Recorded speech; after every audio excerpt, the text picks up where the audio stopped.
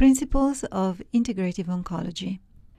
Before I start this discussion, I would like all of you to think for a moment about your cancer patient. Some of you may have a family member with cancer, or a neighbor, or a friend. In fact, it is highly likely that all of us know at least one person who has or has had cancer. According to the statistics released by the Cancer Council of Australia in 2009, there were 114,137 new cases of cancer, which 64,000 or so new cases in men and about 50,000 new cases in women, and that excluding non-melanoma skin cancer. So this presentation is very much dedicated to all the cancer victims, the survivors, the families, and the loved ones of cancer patients. It is also dedicated to all the cancer care providers and the cancer researchers who are constantly applying themselves to the understanding and improving the understanding really of this disease. I've asked myself a few questions. Is cancer a genetic or an epigenetic disease? Can metastasis be influenced? And how important is the cellular environment for proliferation? What I know is cancers are a result of the interaction of the genetic, epigenetics, and environment of the individual. I also know that many cancers are rooted in a disturbance of the functional, physiological state of the individual. Many cancers have a long preclinical stage that is susceptible to intervention, and cancer for many patients has really become a chronic disease that demands long-term management.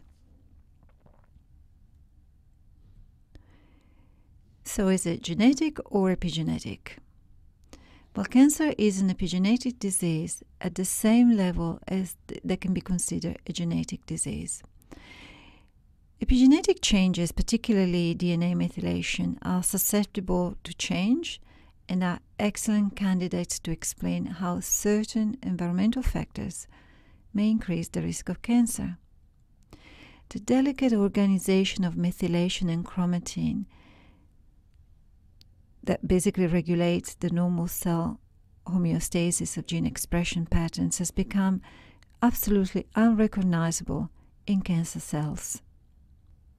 A large study conducted in Sweden, Denmark, and Finland involving 44,786 pairs of twins, and a study that basically examined cancer in over 20 different sites, concluded that environment has the principal role in causing sporadic cancers.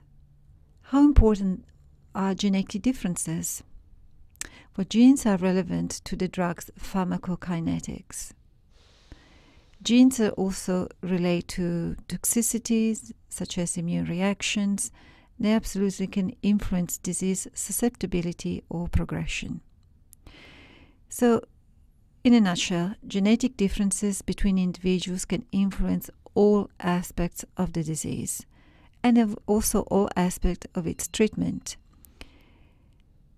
And that includes the rate of disease occurrence, the rate of disease progression, the drug class and the therapeutic dosing, and the extent of the beneficial response. The treatment proposed by conventional oncology is based on scientific methods, technology, and some formulations. Recently, conventional oncology has been shown to have improved its curative intent by targeting cancer cells' signaling pathways, and it's doing that by using monoclonal antibodies and specific inhibitors of tyrosine kinase receptors and also signaling transcription pathways. The principles of conventional oncology is based on a militaristic approach. There is the lack of appreciation of the impact of chemotherapeutics drugs on the body's natural defense. There is a lack of understanding of the importance of the terrain, the microenvironment in which tumor cells proliferate. And the tumor is seen as a disinhibited cell growth coming from an individual cell or group of cells. What's the treatment? Well, treatment is certainly traumatic. Again, the host consideration is secondary, and the diet is concerned with increasing calories, or putting weight on. What's the symptoms? There's a large number, from anemia to bleeding, cachexia, constipation, nausea and vomiting, infertility, nail and skin changes, and of course urinary, kidney, bladder, and liver changes. Cancer cells are easy to kill using drug therapy. However, they are hard to kill without damaging normal cells. This is because cancer cells rely on processes used by normal cells. The difference is in the activity, not in the function. If we look at the cellular level, we can ask ourselves, what is the best way to inhibit the cancer cell and to spare the normal cells? We need to avoid destroying its structural properties whilst normalizing the signals that drive it. The signals that drive cancer derive from its genetic instability, from abnormal expression of genes, from abnormal transduction, and abnormal communication with healthy cells. Those are the first 4 clusters of pro-cancer events. What are the limitations of conventional oncology? Is there minimal collateral damage? Well, chemotherapy for the treatment of cancer was introduced in a clinic world more than about 50 years ago. Although this form of therapy has been successful for the treatment of some tumors, like testicular cancer and certain leukemias, its success for the treatment of common epithelial tumors of the breast, colon, lung cancer, for example, has been less than spectacular. Ideally, chemotherapeutic drugs should specifically target only neoplastic cells and should decrease tumor burden by inducing cytotoxic or cytostatic effects with minimal collateral damage to normal cells. In reality, the effectiveness of chemotherapy has suffered from a range of confounding factors, including systemic toxicity, due to a lack of specificity, rapid drug metabolism, and both intrinsic and acquired drug resistance. The problem of multi-drug resistance has been the least understood and most unpredictable factor affecting chemotherapy. So given the adaptability of tumor cells, it seems likely that drug resistance will continue to be an important clinical problem, even in the age of targeted therapeutic and tailored treatment regimes. How important it is to understand mechanism of drug action?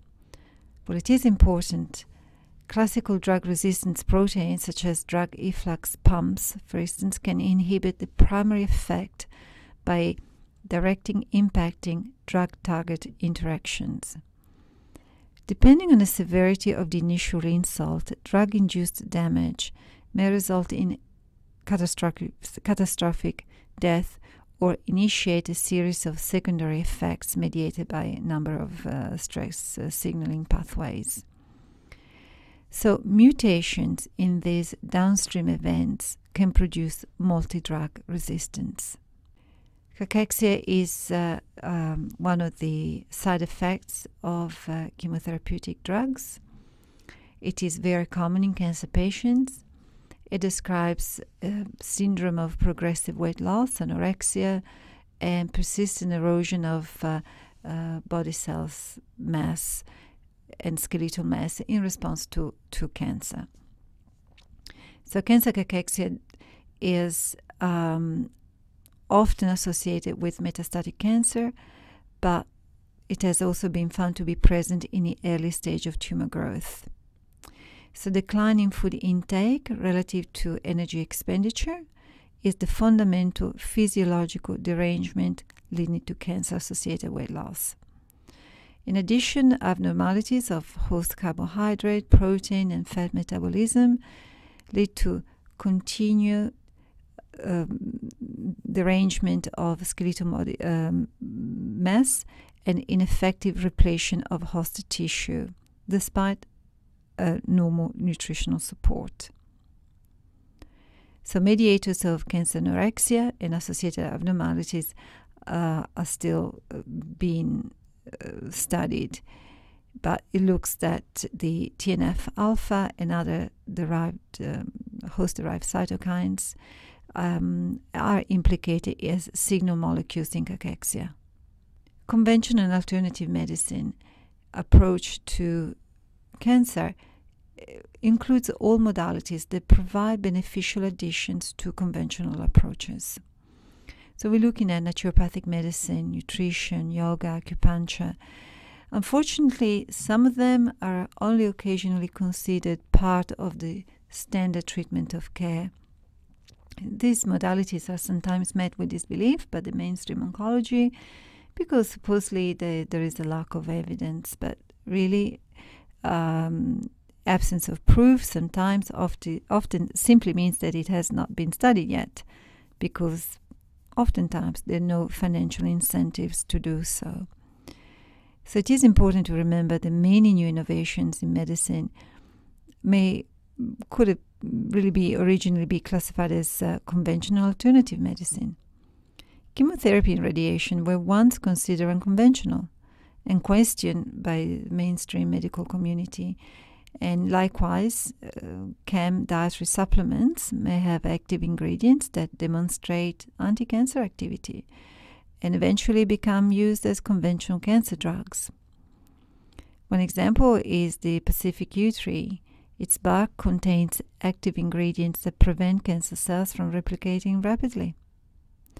These constituents have been isolated and added to other drugs, and they're now being known as one of the most common chemotherapeutic drug, paclitaxel. This example demonstrates how a particular chem therapy or its active ingredients can become part of conventional medicine after demonstrating safety and efficacy in scientific studies. The principles upon which complementary and alternative medicines are based on is increasing host resistance to tumor cells by changing the microenvironment of the body.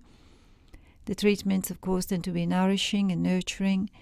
The host consideration is primary, and it is very much so based on individualized treatment rather than systematizing. The diet is also concerned with enhancing host resistance. And there's no symptoms, there's no side effects. Nutrients and botanicals, in fact, have been shown to be very beneficial in addressing side effects caused by chemotherapeutic drugs. They're also there to improve conventional therapy efficacy and prevent malignant spread by supporting the terrain. So what are chem limitations? Well, research funding to start with. There are also regulatory issues. Sometimes there are contradictory information. And of course, there is a need to improve the knowledge of any type of molecular events that affect cancer as well as the healthy cells. So why integrative oncology?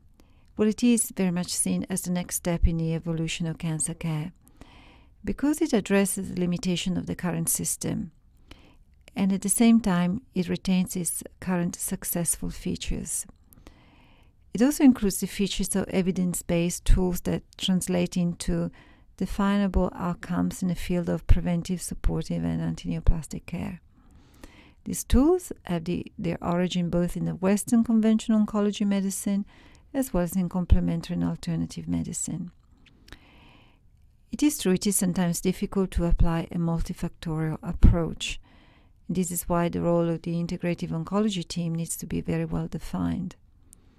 The goal, in any case, is to increase host resistance to tumor cells.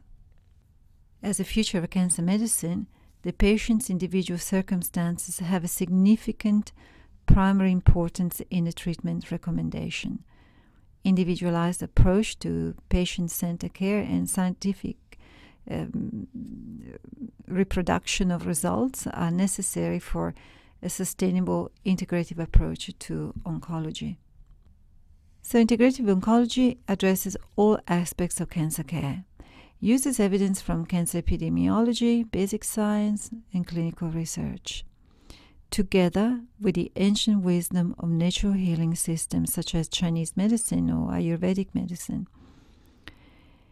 Integrative oncology is actually a little bit of an oxymoron. We use the term integrative oncology for convenience, but I normally prefer to use the terminology integrative cancer medicine. Oncology is the study of tumors, which is only a part of what integrative cancer medicine is all about. The other part is the person who has the malignancy and the terrain that is, of course, the microenvironment within which the tumor cells are living. There's a huge amount of interplay between the tumor, its microenvironment, and the interaction of that tumor and the microenvironment with the body of the cancer patient. For example, we know that the diagnosis of cancer and its treatment are extremely stressful experience for patients. And we also know that complementary techniques such as progressive muscle relaxation, meditation, massage and exercise, and also use of adaptogens, for example, can dramatically blunt the negative effects of stress on the cancer. The principles of integrative oncology are based on the reduction of side effects and hence the efficacy of chemotherapy, radiation, or hormonal therapy. It's based on the aim is also to target mechanism of multi-drug resistance, and most of all, it is aimed to alter the terrain. So the system is evaluated, though those two systems are quite different still. So the conventional oncology, very much so based on the randomized controlled trials, double-blind placebo. They're very suspicious of anecdotal evidence, whilst CAM anecdotes are used very much so to support evidence of efficacy. And it is difficult in evaluating the efficacy of CAM because using randomized controlled trials, because there are too many variables in a treatment system. Which brain should we use? Left brain, that's logical, sequential, rational, or the right brain, that's random, intuitive, holistic? I think it is pretty clear that we can do better if we use both sides of our brain. It is difficult to study integrative cancer medicine by the double-blind randomized clinical trial methods because we are altering many variables intentionally, and we have not come up with an idea of evaluating integrative treatments. It is also difficult to develop placebos and binding methods for most CAM therapies. I think that at this point, outcome studies with concurrently matched cohorts in conventional care is possibly the best we can actually do. An integrative oncology team requires collaboration. So if the role required is to treat with curative intent, then the CAM healthcare practitioner is required to work cooperatively, of course, with the primary healthcare practitioner, the oncologist. The knowledge of possible interactions of botanicals and nutrients with drugs is very important for a positive cooperation to occur. And an understanding of the mechanism of cancer initiation has very important implications for prevention, diagnosis, and treatment of the disease. Understanding and preventing cancer progression is one of the central goals of cancer research. And the history of a tumor is determined not only by genetic and epigenetic changes accumulating in a cancer cell population, but also by the tumor's interactions with the microenvironment and the immune system. Tumors, of course, possess mixed population of normal and neoplastic cells with a wide variety of cells, all of which have various levels of response to cancer therapy. And this is to show what a cancer cell network may look like. The behavior of cells is governed and coordinated by biochemical signaling networks that translate with external cues into adequate biological responses such as cell proliferation. All cancers have been generally viewed as the result of a disruption of the homeostatic regulation in a cell's ability to respond appropriately to extracellular signals transduction mechanisms. And those are the ones that modulate gap junction, intercellular communication between the cells within a tissue, for example. There are many things that can cause cancer: the viruses, chemicals, foreign bodies, chronic infections, radiation, nutritional depletion. They cause the development of a cancer by the production of an increasing number of free radicals. When a free radical collides with cell membranes, it sets off a destructive chain reaction that is known as lipid peroxidation. So free radicals with lipid peroxidation leads to DNA damage, which will depend upon antioxidant levels, of course, and DNA repair mechanisms. The tumor survival is dependent upon then stromal development and angiogenesis, local immune suppression, tumor tolerance, and inflammation. So for cancer progression invasion, an important crosstalk between cancer cells and surrounding environment is absolutely required. And this is the process. We go from aberrant signal transduction, altered gene expression and stability, upregulated inflammatory responses that leads to invasion of apoptosis with immune invasion and suppression and differentiation, leading to hormonal dependency, invasion and metastasis, and finally to radiochemoresistance. So as integrative oncologists, the comprehensive approach we require to look at the general well-being of the patient, promote gene stability, modify gene expression, control inflammation, provide immune support, induce cytostasis, induce redifferentiation, induce apoptosis, modulate hormones, inhibit invasion, inhibit metastasis, and support anti-angiogenesis. Supporting general well-being, well, adaptogens work primarily by affecting the hypothalamic pituitary adrenal axis. So adaptogens modulate our response to stress, which is physical, environmental, or emotional, but also help regulate the interconnected endocrine, immune, and nervous systems.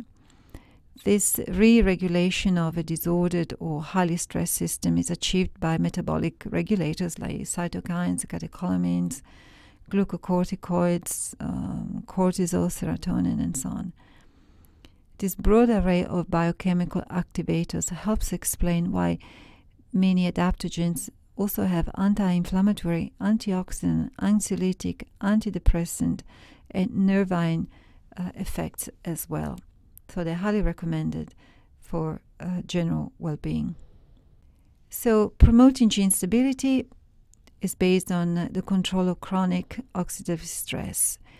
And of course, that could, the more unstable is the cancer, the more aggressive the tumor behaves.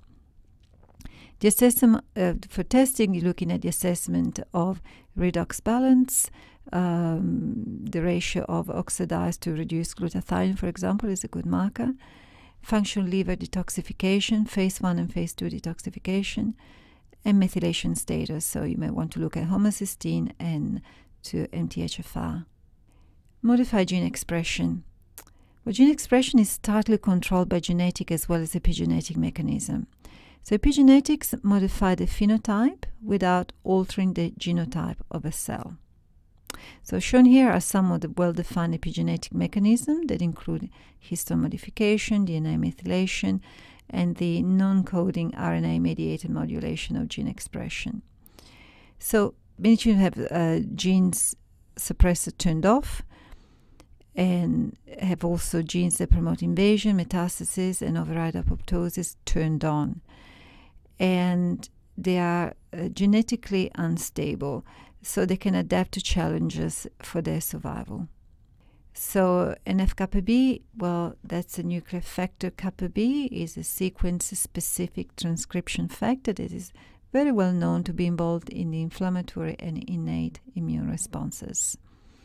Although the importance of NF-kappa B in immunity is pretty much undisputed, recent evidence indicates that it is a protein complex that controls the transcription of DNA, and NF-κB is found also in almost all animal cell types.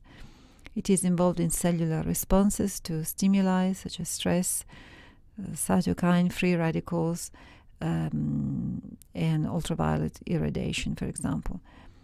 NF-κB plays a key role in regulating the immune response to infection, and incorrect regulation of NF-κB has been linked to cancer, to inflammatory and autoimmune diseases, to shock, viral infection, and improper immune development.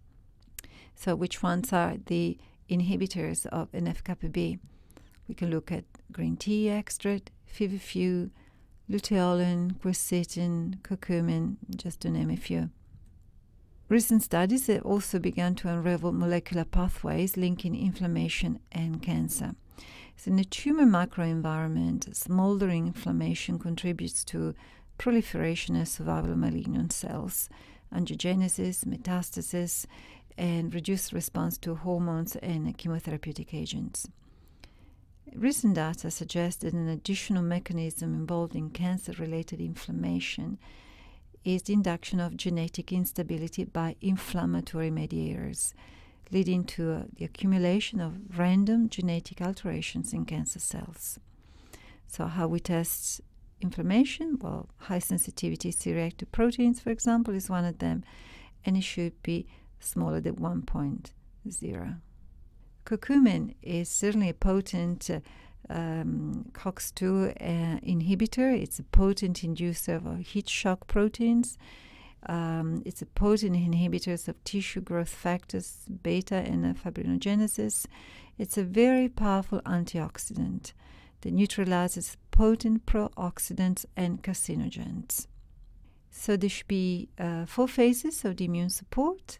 The phase 1 is the first phase of elimination, involves the initiation of an anti-tumor immune response. Cells of the innate immune system recognize the presence of a growing tumor, which has undergone stromal remodeling, and that causes local tissue damage. This is followed by the induction of inflammatory signals, which of course are essential for recruiting cells of the innate immune system. For example, T cells, natural killer T cells, macrophages, dendritic cells. And during this phase, the infiltrating lymphocytes, such as the natural killer cells and natural killer T cells, are stimulated to produce interferon gamma. Potential agents for immunity are garlic, zinc, chlorella, ginseng, schisandra, cordyceps, panax ginseng. We're also aiming at inducing cytostasis. So cytostasis should stop the growth of tumors. It should also prevent the development of metastasis without affecting tumor shrinkage. DNA damage and the subsequent induction of apoptosis is the primary cytotoxic mechanism of many anti-cancer agents, including alkylating agents, platinum compounds, and the antimetabolites. Because in many cases DNA synthesis machinery is involved in this cytotoxicity, some evidence indicates that only the S-phase cells are sensitive to these agents. Multiple effects occur during and after exposure to a drug, as the treated cells flow through the cell cycle and encounters G1, S, G2, and M checkpoints. So what are the potential agents for cytostasis? Well, we're looking at blood sugar level regulation, quercetin, bacopa, green tea, to name a few, and polyunsaturated fatty acids also been found to have a distinct effect on cell growth in certain human epithelial cells. Cytostatic concentrations of fatty acids did not induce apoptosis, but it caused permanent cellular growth arrest by affecting the cell cycle. And study shows that metabolites of the lipoxygenase pathways are involved in the antiproliferation, basically induced by essential fatty acids. Additionally, those essential fatty acids' cytostatic activity is also not tumor specific, so it applies to a variety of different tumors. The The cellular redifferentiation is the process by which a less specialized cell becomes a more specialized cell type. The differentiation begins shortly after the first few cells division that follow fertilization. Throughout development and in the adult organism, the ability of a cell to proliferate is connected to its state of differentiation.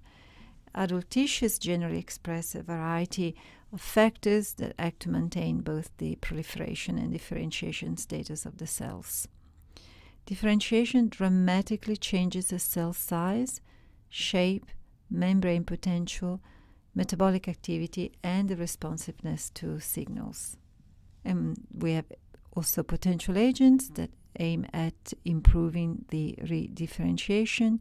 We're looking at vitamin D3, retinoic acid, resveratrol, epigenin, luteolin, and many others. We also want to induce apoptosis. So apoptosis is the process of programmed cell death that occurs in multicellular organisms. Programmed cell death involves a series of biochemical events that lead to a variety of morphological changes. And that would include changes to the cell membrane, like the loss of membrane asymmetry and attachment, involves cell shrinkage, nuclear fragmentation, chromatin condensation, and chromosomal DNA fragmentation. Necrosis is a bit different. It's the premature death of cells and living tissue. Cells which die due to necrosis do not usually send the same chemical signals to the immune system the cells undergoing apoptosis do. This prevents nearby phagocytes from locating and engulfing the dead cells. Basically, all this leads to a building up of dead tissue and cell debris near the site of the cell death. For this reason, it is often necessary to remove necrotic tissue surgically. Potential agents for apoptosis, once again, we see essential fatty acids, green tea extract, quercetin, boswellic acid, schisandra, selenium, berberine, retinoic acid, just to name a few. Our purpose is also to modulate hormones. So the purpose of endocrine therapy is to add, block, or remove hormones. The testing that's recommended is methylation, the ratio 2 to 16 hydroxyestrogen, and see what the ratio is like. The hormone receptors that measures the amount of certain proteins in cancer tissues are called hormone receptors. Hormones such as estrogen and progesterone that naturally occur in the body can attach to these proteins. If the test is positive, it is indicating that the hormone is probably helping the cancer cells to grow. In this case, hormone therapy may be given to block the way the hormone works and help keep the hormone away from the cancer cells, from the hormone receptors. If the test is negative, the hormone does not affect the growth of cancer cells, and other effective cancer treatments may be given. And so what are the potential agents? Of course, we want to reduce alcohol intake, reduce xenoestrogens, consume soluble fibers, and we certainly use rosemary, sage, silymarin, flaxseed meal, resveratrol, genistein. And then, of course, we want to stop invasion and metastasis from occurring. So in a local invasion, the cancer cells invade nearby normal tissue, then invades further and moves through the walls of nearby lymph vessels or blood vessels. The cancer cells then move through the lymphatic system in the bloodstream and other parts of the body. And then it stops and it moves in small blood vessels called capillaries at a distant location, then invades the walls of the capillaries and migrate into the surrounding tissue. And then proliferation occurs. And this is when cancer cells multiply at the distant location to form small tumors known as micrometastasis. And angiogenesis. So these micrometastases stimulate the growth of new blood vessels to obtain a blood supply.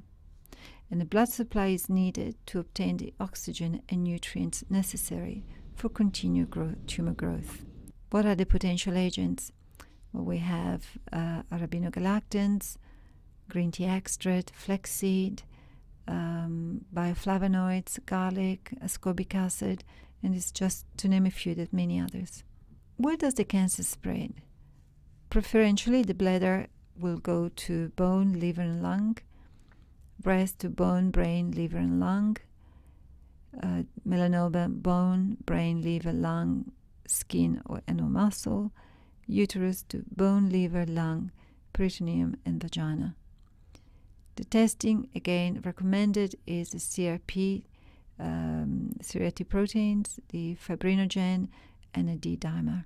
And we also want to improve anti-angiogenesis. So angiogenesis, briefly, is tightly controlled by the balance of two sets of counteracting factors. We have the angiogenic activators and inhibitors, angiogenic activators on one side and inhibitors on the other side.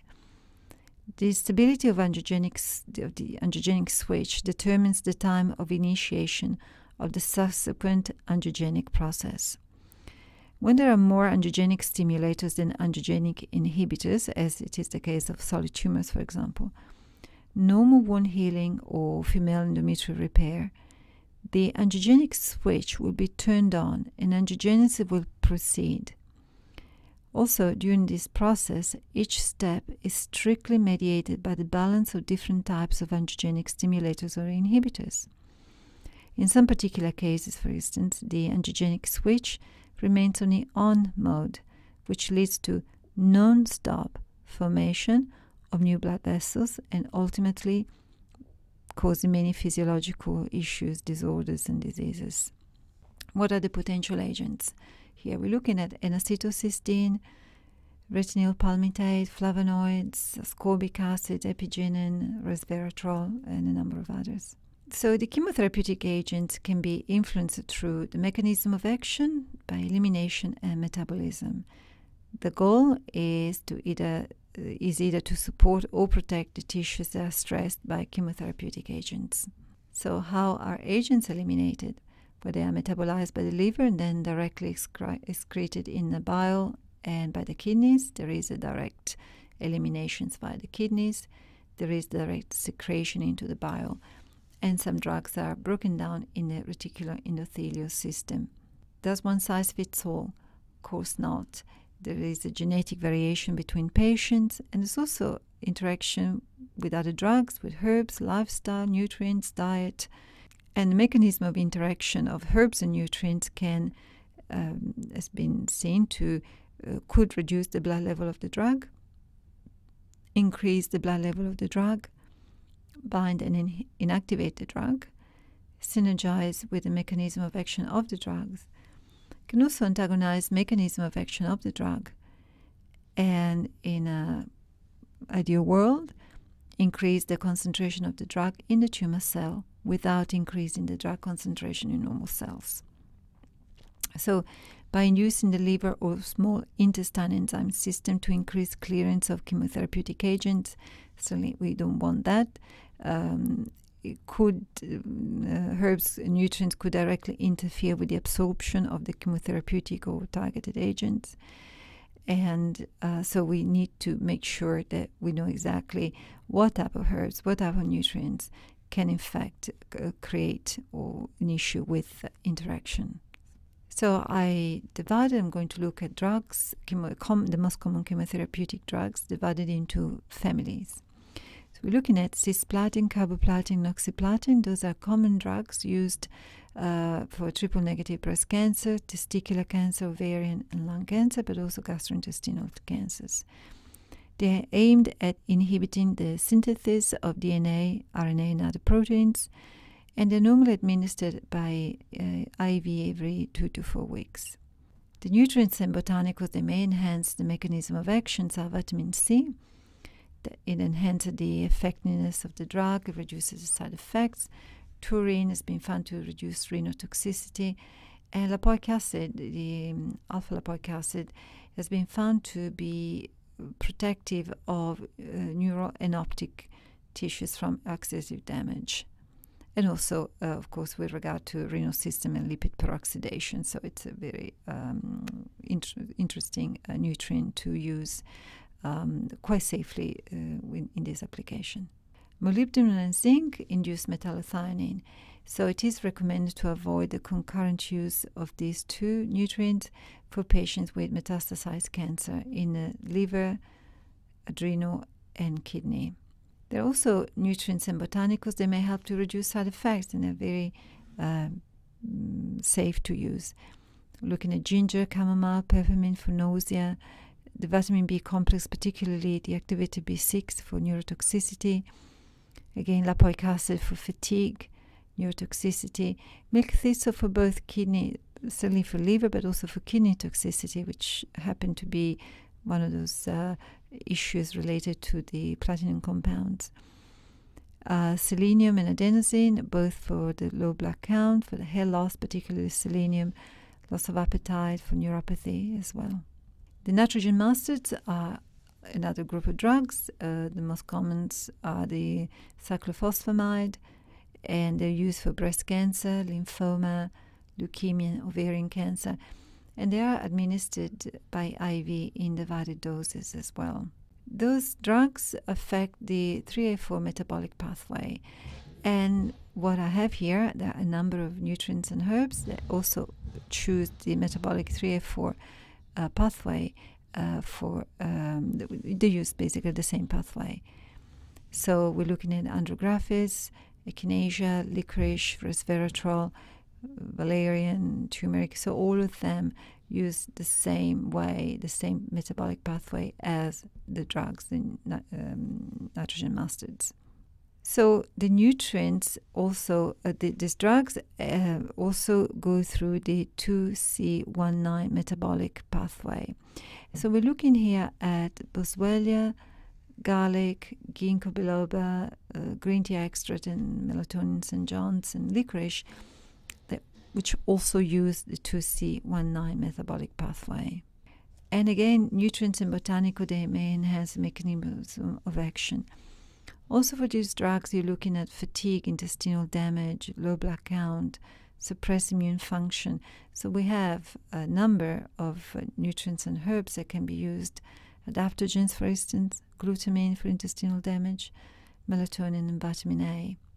And again, mitotic inhibitors, another group of common drugs. Vincristine, docetaxel, for example, those are very commonly used. And you're looking at breast cancer, ovarian cancer, lung cancer, prostate cancer. They're also administered intravenously every 3 weeks. So the nutrients and botanical, they may enhance the mechanism of action, so meaning they can be used safely throughout treatment. Vitamin E, quercetin, and glutamine. Particular quercetin is very interesting because it potentiates the activity of the drug and inhibits the P-glycoprotein, which basically is intimately involved in the drug resistance mechanism. And glutamine, of course, improves the improves the effectiveness of the drug, but also reduces at the same time the mucosal injury of the gut and in the mouth. But again, these drugs also use the 3A4 metabolic pathway, which is shared by these nutrients. They also go through the 2C8 pathway, which is also used by quercetin and melatonin. So all of these, for all these nutrients and herbs, they share same or similar pathways. It is recommended to delay the administration of those nutrients and herbs if those drugs have a common shared metabolic pathway. The antimetabolites are, the most common are 5-FU or 5-fluorosil. We have methotrexate as well. And these drugs supposedly affect gastrointestinal tumors, breast cancer, pancreatic cancer, and they are fairly strong. They're given intravenously 2 weeks on and 1 week off to allow for the patient to recover. There are nutrients and botanicals. They enhance the mechanism of action of this drug. So you're looking at vitamin C, vitamin E, vitamin A, and garlic. Vitamin E, alongside glutamine, of course, can be also has been found to be particularly effective for drugs targeted at melanoma. It reduces the occurrence of oromucositis and also helps with possible malnutrition.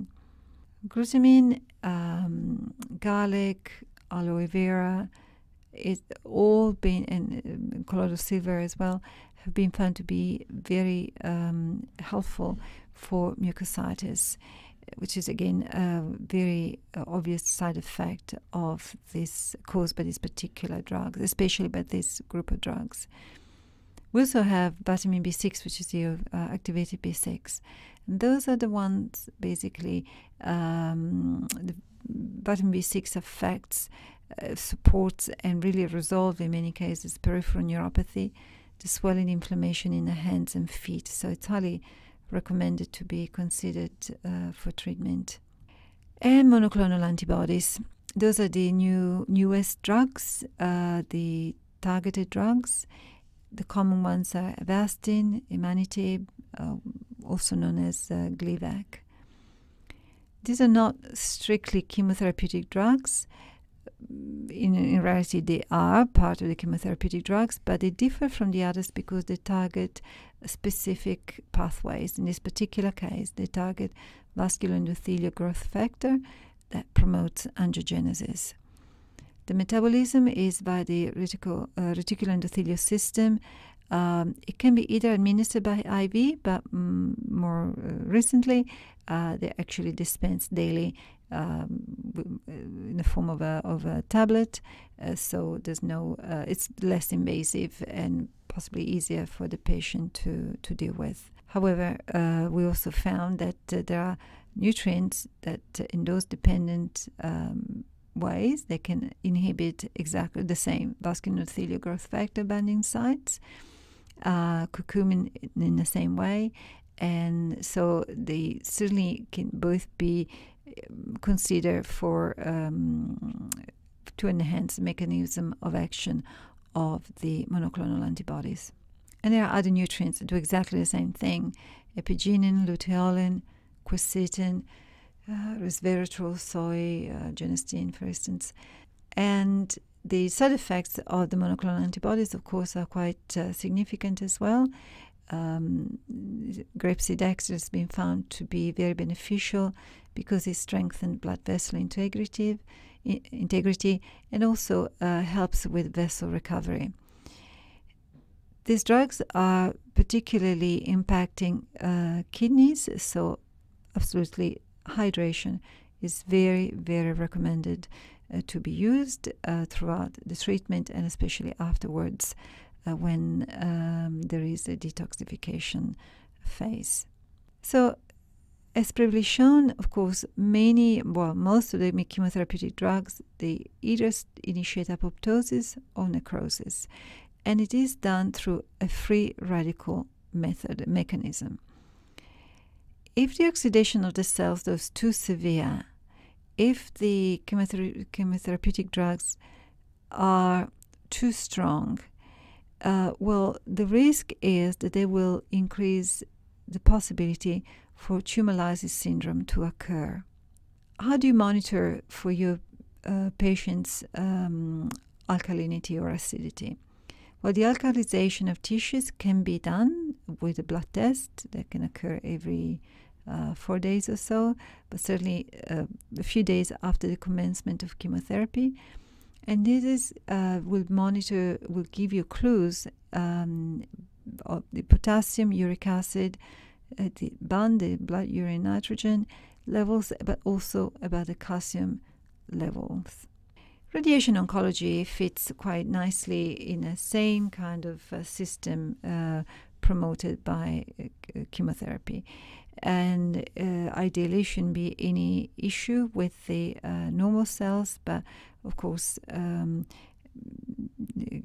cancer cells lack the ability to repair radiation damage, but normal cells, although they can repair themselves, they're also affected and impacted by the ionizing radiation.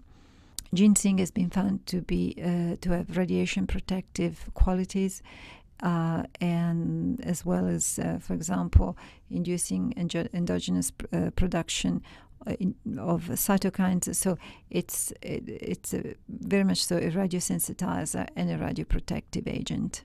Other nutrients can be considered throughout radiation therapy without any issue for interactions are turmeric, quercetin, ginkgo, zinc, and especially curcumin, which, just like ginseng, is both a radiosensitizer and a radioprotecting agent. Omega-3 polyunsaturated fatty acids, of course, very safe throughout chemo and radiation therapy. They tend to incorporate themselves in the plasma membrane of the cancer cells, so they can alter the physical and functional properties, sort of Trojan horse. An increase in the omega-3 polyunsaturated fatty acid can very much so improve the effectiveness of radiotherapy. So it is very much so highly recommended, but also throughout chemotherapy, because it alters the integrity of the cancer cell's plasma membrane and improves their blood perfusion. So it is really a pro-oxidant, helps killing the cancer cells. Flavonoids as well have been found to be very safe throughout chemoradiation therapy. Again, it's important to look at the possible interactions with the drugs. If it's so, then it's best to keep them at 24-48 hours from the administration of the drug. Those flavonoids induce apoptosis and differentiation. They support p53 function, inhibit cell migration, inhibit angiogenesis, so that they really to show their potent anti-inflammatory properties and help reducing malignant spread. Proteolytic enzymes are also highly recommended. They improve cellular immunity against cancer. They've been shown to decrease metastasis, to decrease inflammation, and mainly really majorly reduce endotoxins produced by bacteria in the gut. Those are also quite fine to be used throughout the conventional therapy. Zinc also very important, assist in cell apoptosis in the brain, particularly in cancer, in gliomas cancer cells. It also decreases radiation toxicity and radiation-induced dermatitis, including hair follicle atrophy. So once again, recommended to be used and very safe to be used throughout radiation therapy. Selenium for both chemo and radiation therapy aids basically has been found to increase the activity of cisplatin whilst decreasing its toxicity, aids physical therapy for radiotherapy-induced lymphedema, and it is very much so excellent at protecting against oxidative damage to DNA. Vitamin E complex is also highly recommended because it enhances the growth inhibitory effect of ionizing radiation, increases also survival time in terminal cancer patients, and there's no evidence at all that vitamin E reduces the effects of chemotherapy in vivo on human studies, so it's perfectly safe to be used. Ascorbic acid can be administered via IV, or alternatively, the recommended dosing is between 2 and 5 grams daily. Vitamin C, ascorbic acid, does a variety of different beneficial effects. In conjunction, for example, with vitamin K, increases the effect of chemotherapy.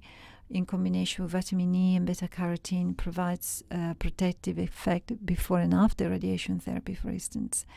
It can integrate into tumor cell membranes, which then increases efficacy of radiation.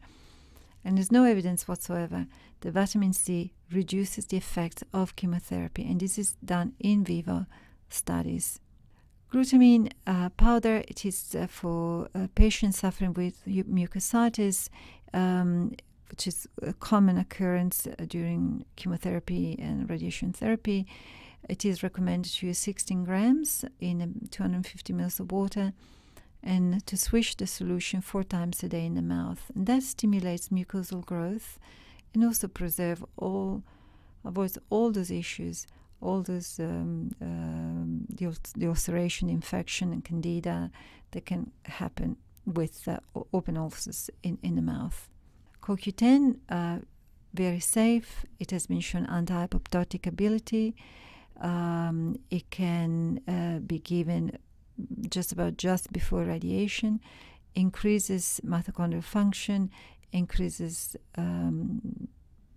energy, and has been shown to basically inhibit the side effects of chemotherapy as well. Melatonin, again, is a potent free radical scavenger, and it's been found to increase tumor cell apoptosis.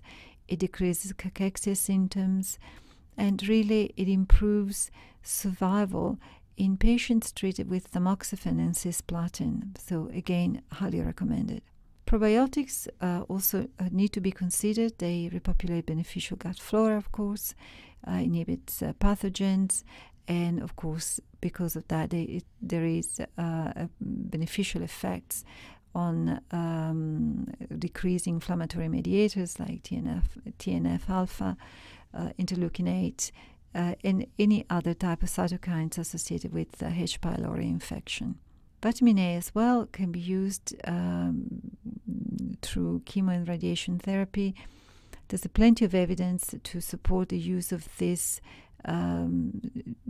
nutrient in radiation therapy.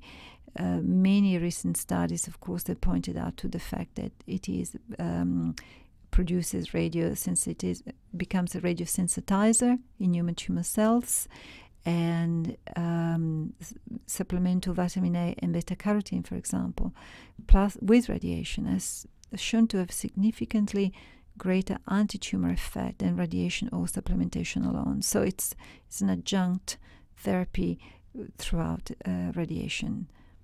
Nicotinic acid, another important nutrient to be considered because it improves mitochondrial function and also prevents excessive lactate production, which then in turn reduces the risk of cancer metastasis and reoccurrence. What it means is basically nicotinic acid is able to decrease hypoxia, and so producing basically oxygenation, providing oxygen to the tissues, and therefore reducing cell proliferation. Green tea extract, again, plenty of evidence that possibly makes green tea extract the most effective constituent at preventing carcinogenesis. In combination with quercetin, has been found to inhibit prostate cancer, brain tumor cancers as well.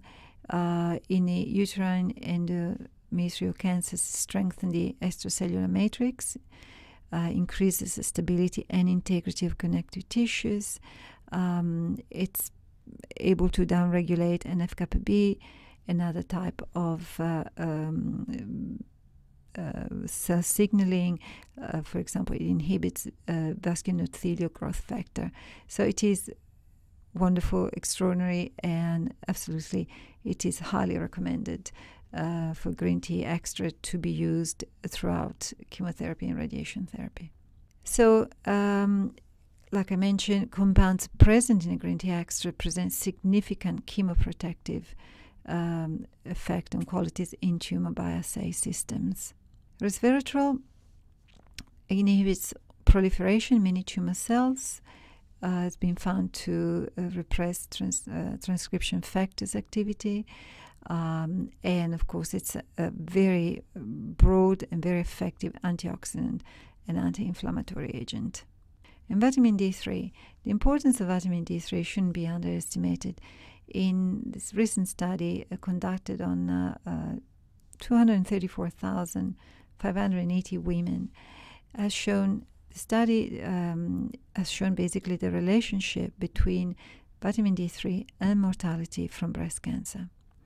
So high serum of vitamin D3 was associated with lower mortality from breast cancer, and the concentrations were also associated with lower fatality rates in patients with breast cancer. So it's quite conclusive, and it's quite indicative that yes, vitamin D3 should be used, of course, as a preventive agent, but very much so it should be also considered throughout treatment in cancer patients, especially breast cancer patients. And silymarin, a wonderful anti-proliferative herb, has recently been found on a very recent study that it prevents hepatotoxicity during chemotherapy. So silymarin is there to prevent and protect liver function, and because of that, it potentiates chemotherapy and radiation therapy. So it supports the liver, and it also performs multiple functions, including responding to increased metabolic demands caused by tumor growth. So this, again, has been found to be very safe, very effective throughout chemotherapy and or radiation therapy. The impact on cancer on psychological well-being, of course, it is very, very important to be taken into consideration. Patients go through psychological distress prior to the diagnosis. Of course, when the diagnosis happens, then of course there's more anxiety. There's a loss of control immediately on the life as it was. There's a loss of independence. There's fatigue, fear, and of course fear of death. This is just a chart that can be used for determining the distress of the patient, and with up to 1/3 of cancer patients experiencing ongoing psychosocial distress throughout the cancer journey, it is really important to ensure that cancer patients receive an extra layer of support with dealing with the stresses, which of course are associated with a cancer diagnosis. Going back to the screening tests for cancer, those are some the most commonly used. Those are used by the conventional oncologists, but also some integrative oncologists and naturopathic oncologists can also use this biomarker screening to understand where the risk factor is and what type of issues the patients may be presenting with. And these are, again, some research. There's many research papers. In fact, there are thousands of research papers available on PubMed and Google Scholar. Highly recommend you to look at that because some of them are very interesting. For example, this one, it's a systemic review that summarizes the research literature describing integrative oncology programs. So that could be interesting for some of you. And of course, more research papers and more research papers, of course. And thank you very much for listening to this presentation. Cancer research is, of course, ongoing. It is my passion, and it is my intention to bring you more updated information, more research, and perhaps to stimulate maybe other practitioners to embrace the same passion that I have and to improve the quality of life of cancer patients. Thank you.